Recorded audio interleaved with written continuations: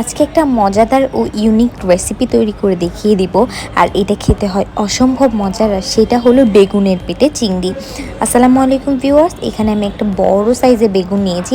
আর বেগুনের পিছন সাইডটা, অর্থাৎ বোটার সাইডটা না, তার পিছন সাইডটা আমি এভাবে অল্প করে কেটে নেব।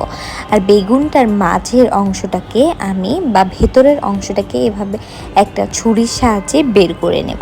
ভেতরের অংশটাকে বের করে নিয়ে তারপরে আমি বাকি প্রসেসটাকে দেখিয়ে দিচ্ছি।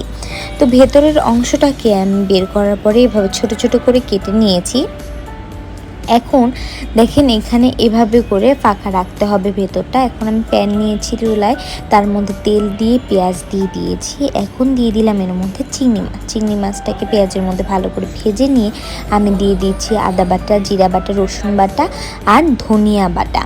সমস্ত বাটা মশলা দিয়ে চিংড়ি মাছটাকে কষিয়ে দিয়ে দিচ্ছি লবণ, হলুদ আর শুকনো মরিচ আর কাঁচামরিচ। সমস্ত কিছু দেওয়ার পরে যে বেগুনের ভেতরের অংশটা কেটে রেখেছিলাম সেই বেগুনের ভেতরের অংশটাকেও দিয়ে দিচ্ছি।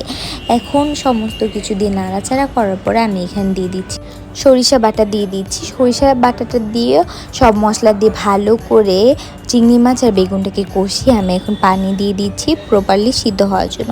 ঢাকনা দিয়ে ঢেকে রেখেছিলাম। এখন যে বেগুনটা রেখেছি সেটার মধ্যে হলুদ আর লবণ দিয়ে বেগুনটার ভেতরটা খুব ভালো করে মাখিয়ে নিচ্ছি।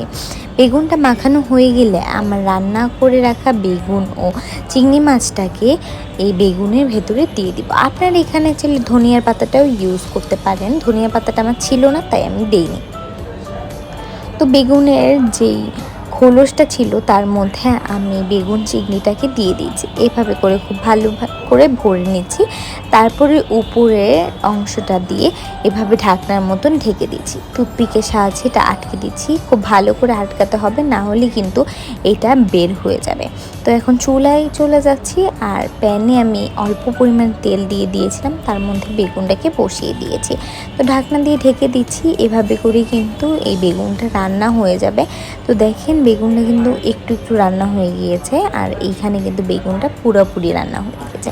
তো আমার বেগুনের পেটে চিংড়ি রেসিপিটা কেমন হয়েছে অবশ্যই কমেন্টস করে জানিয়ে দিবেন। ভালো লাগলে একটা শেয়ার করে দিবেন।